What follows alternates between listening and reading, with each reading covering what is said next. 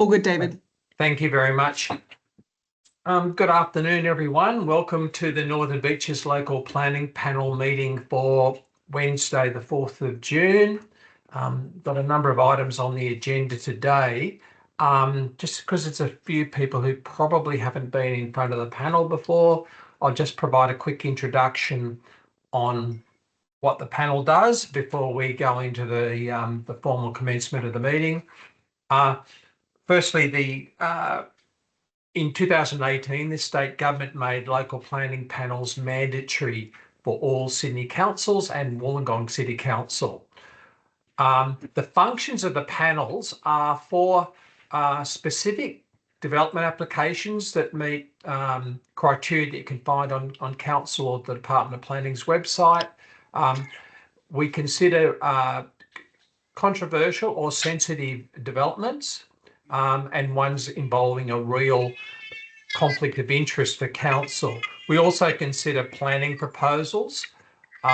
So in relation to a general role, we provide an independent and open forum for interested people and groups to hear and make submissions about development proposals, and that's the function of the public meeting that we have at the moment. And that also provides an opportunity for the panel to be directly informed of your views and perspectives in addition to the submissions that you may have lodged.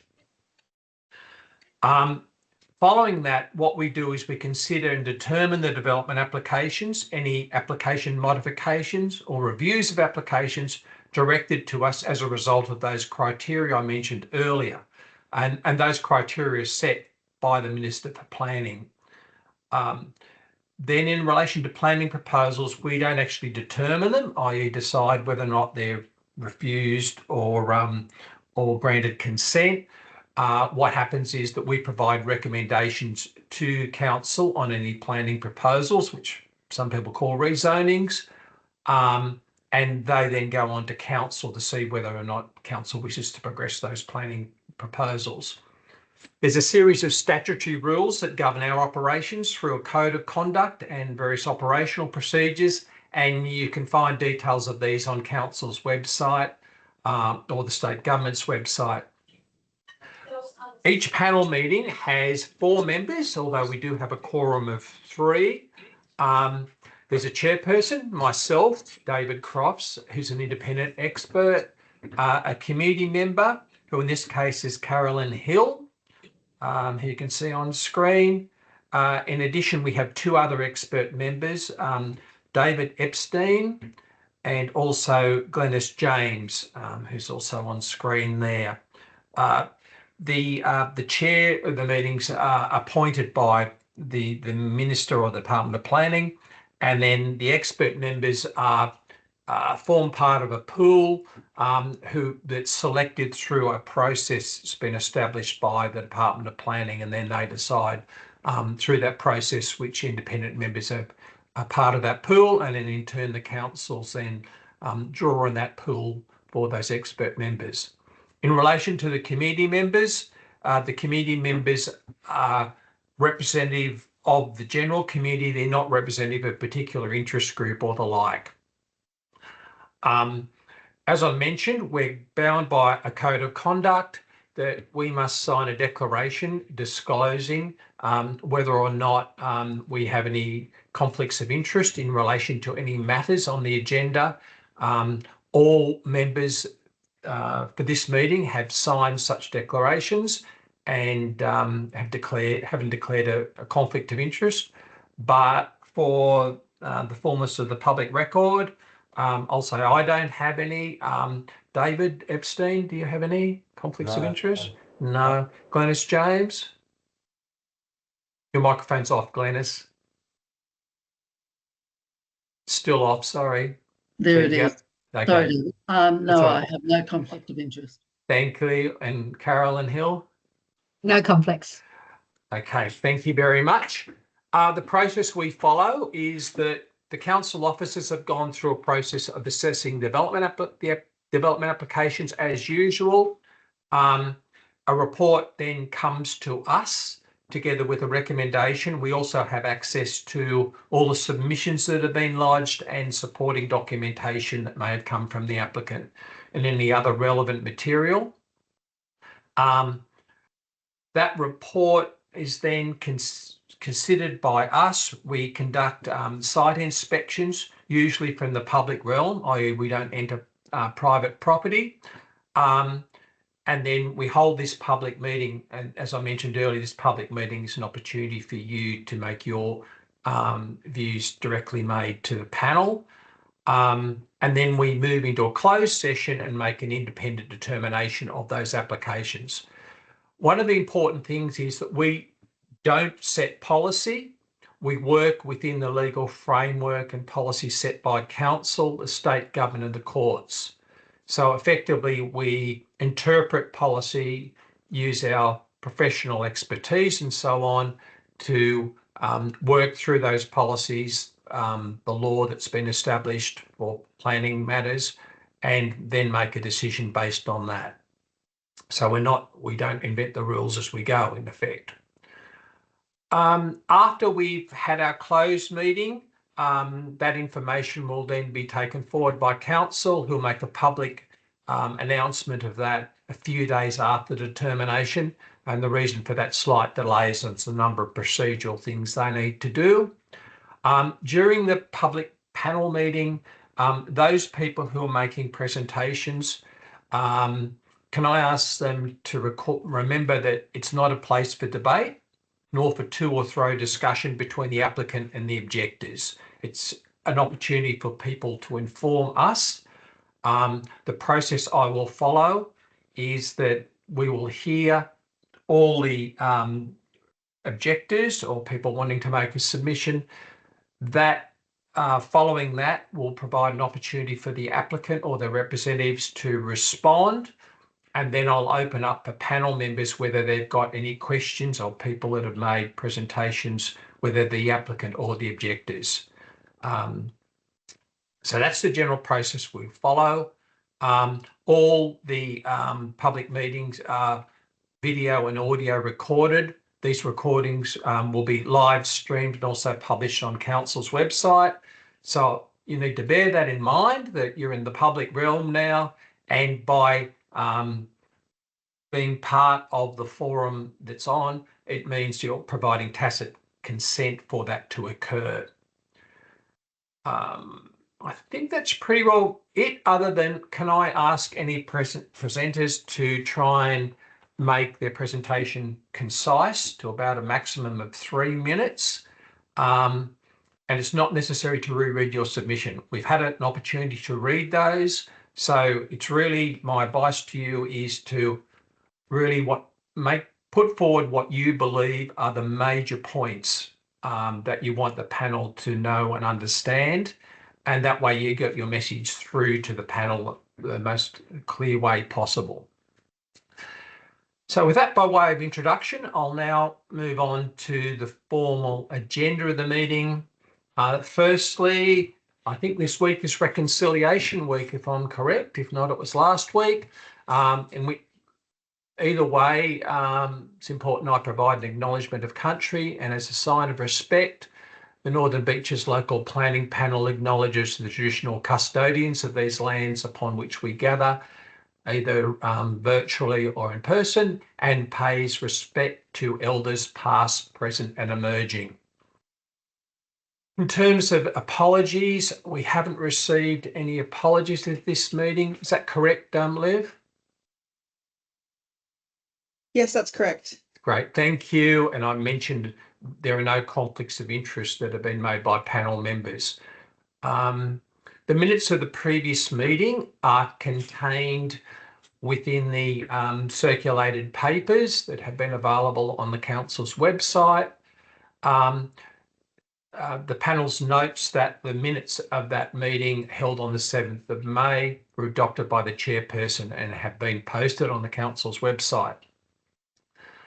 That then brings us to the first matter of this meeting, and that's listed as item 4.1, which is DA 2025/0266, 116 Nareen Parade, North Narrabeen, the demolition of a registered club and associated structures. I have two objectors who are have registered to speak, and as well we have the applicant's representative available. I'll take the objectors in the order that's on the running sheet that I have. So Tom Pearce, I can see you're there, Tom. So good, thank you. We're in your hands now. So if you'd like to make your presentation, please go ahead. Good afternoon. Thank you for the opportunity to speak.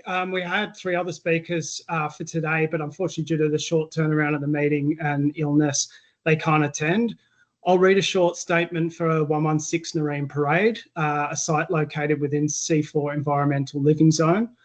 While we acknowledge the need for change, we respectfully ask Council to consider a number of important conditions to ensure community safety, environmental protection and responsible project delivery. We'll send this statement post-meeting, and if you have any questions or require additional information, we'll be able to respond within 48 hours. Starting with traffic and access, we request that the traffic management plan clearly address how access through the right-of-way of Kundabar Road and number 2 Tatiara Crescent's garage and pedestrian entry will maintain throughout the works. These routes are used daily by residents and service vehicles such as rubbish collection. We're also concerned about the sharp corner at the site's entrance. Trucks will be forced to turn within very short distance with no footpath in this area and children crossing daily to reach Eleanor Heights Primary School. We believe a condition should require traffic controllers during all working hours. There's also no tyre cleaning strip included in the traffic plan, which could result in mud and sediment tracking onto the public roads. We ask for this to be added. On erosions and sediment control, the plan currently provides no protective measures for homes 5, 6 and 7 Kundabar Road or 24 Yuangai Place, nor for public land such as the Yuangai Place stairs and cul-de-sac, which are situated higher than the demolition site. These stairs could be at risk of structural failure if footing removal leads to erosion. We request stronger conditions to address this. In the area adjacent to the children's playground and natural watercourse, only a basic silt fence and shallow drain are proposed. With the terrain being mostly level, this likely won't be sufficient in heavy rainfall. We ask that additional protections be required to prevent runoff and contamination. We'd also like to highlight that the pedestrian path on the northern side of Nareen Parade, partially within the public road reserve, is marked for demolition but lacks safety measures. As it is used daily, we ask that it remain accessible and protected throughout the works. Furthermore, we note the Council's recommendation that pedestrian access between Yuangai Place and Nareen Parade that has been in place for 50+ years be retained during the works. We fully support this respectfully and suggest that the pathway be made stair-free and fully accessible for people of all abilities, ensuring true inclusion for the whole community. On health and environment risks, further clarification is needed on how the neighbourhood will be safeguarded from dust, debris and potential contamination. Given the confirmed presence of asbestos and other hazardous materials, we strongly recommend a condition that prohibits open chutes and requires that all waste be securely stored in enclosed or properly covered containers. Finally, this proposal does not adequately address the environmental significance of the C4 zoning. The area supports local biodiversity, helps regulate stormwater, provides habitat connectivity. Demolition activities pose serious risks to this ecosystem, and we believe Council should factor in the broader environmental impact when assessing this proposal. In closing, we're not asking to halt the progress. We're asking that it proceed responsibly with safeguards that protect our residents, our public spaces and our environment. Appreciate your time and considerations. Thank you. Great. Thank you very much, Tom. The next speaker I have is Catriona Harvey. I can see you're online. You just need to turn your microphone on and away we go. Thanks, Katrina. We're in your hands. Catriona, sorry, in your hands. Oh, no, it is Katrina. Thank you. Oh, that's how you pronounce it. Okay, thank you. Yes. Thank you, Tom. I think that was a very thorough summary of our local residents' concerns, namely regarding environment and the continued public access. I just have two further points to dig into further. You can see the site behind me here, so we have a keen interest. Following demolition, will there be contamination testing conducted on the ground upon which the current structure sits? Noting that this material was excluded from the current contamination report and will be left exposed for an unknown length of time, given we do not yet have details of the planned development. Irrespective of the contamination profile of the site following demolition, will there be a temporary encapsulation of the site until a subsequent DA is approved to avoid unnecessary runoff of potentially hazardous material, including silica dust, contaminating the local environment, for example, a geofabric or concrete capping to safeguard. That's really all we have in addition to Tom's notes. And again, I just want to say thank you very much to the council for ensuring that the pedestrian access will be maintained, which is hugely important to this community. Thank you very much. I think that's the only speakers I have as objectors that have registered. So I'll now move on to the applicant's representatives. I can see Greg Boston is online. Greg, would you like to respond to any of those or open up directly to panel questions? Oh, yeah, look, I'll respond briefly. Thank you. So, look, on behalf of the applicant, we raise no objections to any of the conditions as contained within the draft consent. I note that in relation to some of the concerns raised, condition 10 requires the demolition construction management plan. The requirements in relation to what needs to be provided are very clear in relation to the bullet points that flow from that condition, including how traffic control will be managed during the demolition process, and also the time of day and the number of actually truck movements that are anticipated. So that needs to be signed off by council's traffic team prior to any works occurring on site. In relation to erosion and sediment control, that's dealt with by way of a number of conditions, including conditions 11 and 24. And effectively, those erosion and sediment controls will need to be retained in place until such time as a subsequent development application is lodged and considered by council for any works occurring subsequently on the site. Condition 12 just goes to archival recording in relation to some significance in terms of the long-established club use of the site. We raise no objections to that. Condition 36 deals with dust management throughout the demolition phase. And condition 40 deals with the retention of footpath access along between Nareen and Yungai. So again, no objections raised to any of those conditions. And we say that those conditions appropriately deal with the issues that have been raised by the residents. Apart from that, happy to answer any questions. Okay, thank you very much. Panel members, do you have any questions at all? Not from me, thank you. No. Oh, okay. Not for me. I had a brief question. Katrina, just in relation to the issues that you raised, and particularly you're concerned, I believe, about one of the things you're particularly concerned about was new contamination perhaps being identified, and also the management of any contamination on site, such as asbestos and so on. I'm just wondering if did you have an opportunity to look at the conditions of consent at all? I'm not asking that to be difficult. I just wondering where you'd had looked at them. That's all. My husband has. He's unfortunately Yes. not able to join today. He's down south on site, so I've had to rush on after putting two kids to bed. So no, I haven't. Sorry. Okay, no, that's fine. No, we'll certainly, when we're in the closed session, we'll go through those, but as Greg Boston, the applicant's representative, mentioned, there's a range of conditions there that deal with ongoing management, and also if there's new contaminants that are identified beyond the pre-demolition report that's been submitted, then the applicant is bound to notify those, but also to manage those. It's called generally the jargon is an unexpected fines procedure, which has been articulated in the conditions that might provide you with some greater comfort, but also will have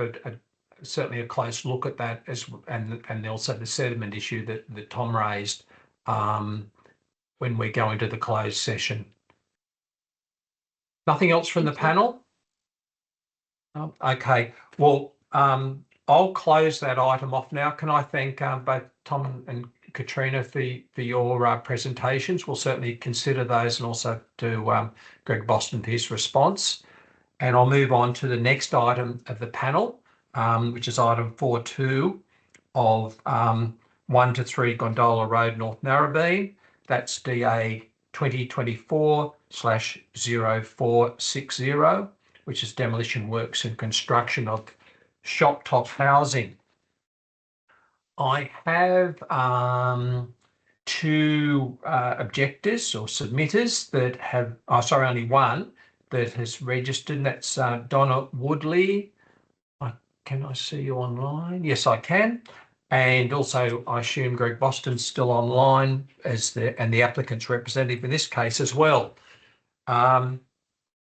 So Donna, well, if we can, I don't know if you heard earlier, but if we can move to you now and hear your presentation. If you're able to limit to 3 minutes, we would be grateful. Following your presentation, we'll ask Greg Boston for on behalf of the applicant whether he has any responses, and then we'll move to any questions that members of the panel may have. So we're now in your hands, Donna. Thank you so much. The property is actually owned by my father, who's now in aged care. We've got family members living there. We are actually number 5 Gondola, so we are right next door. And our buildings are actually attached. So we are concerned that during the demolition process, we're actually excited about the development. We think it's great for the area. However, we are concerned about security to our property, because the wall, when that comes down, we won't have any security. And also any damage that may be caused to the building during construction. So that's our main concern. In addition to things like traffic, it's a very busy street. We feel like that will be an issue as well. Happy to work with the builders or developers we don't want to stop this, but we just want to, I suppose, protect our property.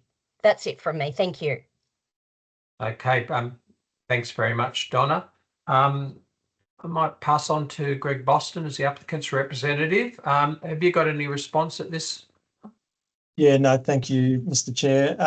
Look, in relation to the report before you, again, we raised no objections to the conditions as drafted. I note that there's a similar condition regarding demolition and construction management, traffic management plan needing to be submitted to council. Yep. Just to deal with those peak traffic peaks along Pittwater Road in the morning and the afternoon. Yep. In relation to the boundary treatments and site security sort of during and immediately post demolition, we would certainly not oppose any reasonable condition requiring the construction of temporary sort of construction fencing along that common boundary upon the completion of demolition works. And of course, because the immediate neighbour is so intimately sort of tied into this development in terms of spatial relationship, there's going to be some direct dialogue, no doubt, between the builders or demolition crew and that adjoining property owner. So we'll do everything possible to minimise the disruption during that period.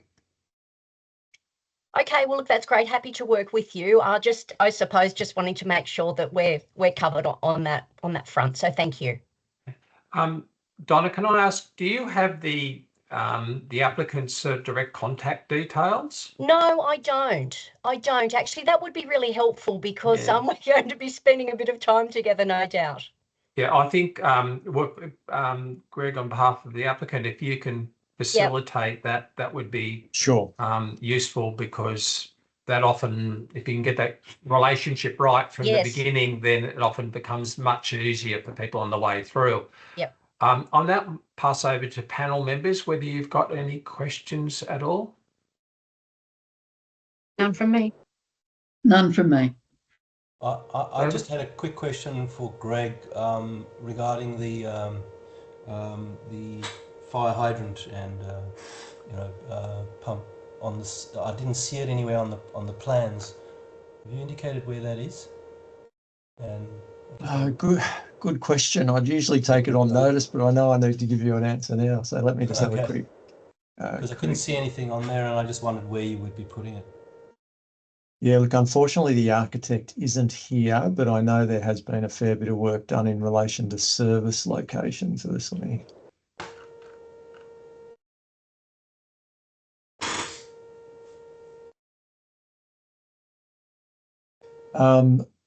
Look, what I can do is take that on notice and get something through to the panel secretary.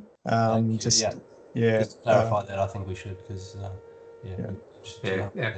Part of our concern, Greg, relates to the impact on landscaping and the like around the street frontage and its interaction with other things. Yeah, so very topical at the moment. So I'll certainly confirm that, and look, if needs be, we'll mark that up on a plan as well where we anticipate that going.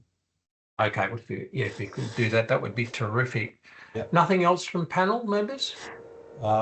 Look, I just wanted to ask a question about what we were, discussing as a panel earlier, was just the issue of the footpath on the lane. Greg, did you have any discussions at any stage about whether the landscape strip along that footpath could be used as a footpath, or was it required at any stage? Yeah, look, obviously we're aware of what the setback requirements are and things like that, so it's look, there's been no requirement from council in relation to the footpath, and I think this is a precinct that council sort of hasn't come up with a particular strategy in terms of sort of where they want to see sort of activation of laneways and pedestrian links and the like. So, we're in the panel's hands. I think there's some benefits in having the landscape strip return around the corner. Yeah. But if the panel was of a mind to impose a condition, then we wouldn't oppose that, I wouldn't think. All right, thank you. I don't have any further questions. Okay, thank you. And I guess just making comment on that, the difficulty is once you get round the corner into the lane, which I think is Monato Lane, words similar to that, it's quite tight, that landscape strip, and how that might work with a footpath is something we'll need to look at closely if that's the way we decide to go. All right, there's no other speakers in the matter. If there's no other questions from the panel, so Donna, I've asked Greg whether or not he can make sure that there's direct contact established, and we'll when we're going through the determination of this matter, we'll just do a double check that there's those sorts of things in place that you've mentioned that might provide you with greater surety going through in terms of any approval you may decide to provide on this development. Thank you. Okay, thank you. I'd like to finish with this item and move on to the next item, if I could, please. Next item on the agenda is item 4.3, which is a modification of an existing development application. It's mod 2025/0071.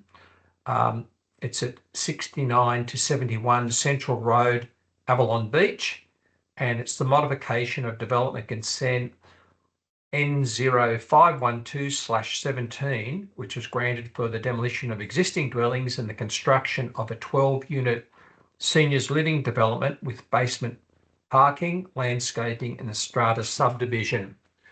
And one thing I need to note before we move into this item is that with modifications, the panel can really only consider those matters that are being modified per se, rather than other aspects of the development that may have already received approval. So I just need to make that clear to any members of the public who are listening. I don't have any objectors who are listed for this item. Is that correct, Liv? Yes, that's correct. Okay, just doing a double check. And I have two people listed on behalf of the applicant, Greg Boston, and also I've got Sean Gartner, who's listed, who I can see is online. So I might ask first, Greg, since you've been on for 3 items now, and I know that you're familiar with the panel's operation. Is there any presentation you'd like to make, or would you like to go straight to any questions from the panel? Yeah, look, I think I don't believe we've got any objection to any conditions. And Sean, put your hand up if that's not right. So we're really here just to answer any questions that the panel might have. Okay, thank you. Panel members, do you have any questions in relation to the proposal? I don't, Chair. Not from me, thank you. Not from No? me. No? Okay, so if we have no questions from the panel members, so unless there's anything final that the applicant's representatives wish to raise, I'll move on to closing this item. Very good. Thanks for your time this afternoon. Nothing with the recommendation. Okay, thank you very much. So I'll now close item 4.3. That's the final item on the public meeting component of the panel meeting. So can I once again thank all of you who presented.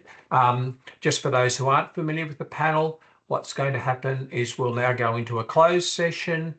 We'll then make some determinations, which could be approval of development with conditions, or refusing developments, or deferring it for further information. When we've made that decision, we'll then close that meeting, and then council will make that information available several days after, once they've moved through some procedural matters. So once again, thank you very much for your input to the public meeting. We always appreciate hearing directly how people perceive development and what their views are, so we can take that into account when we're making our decisions.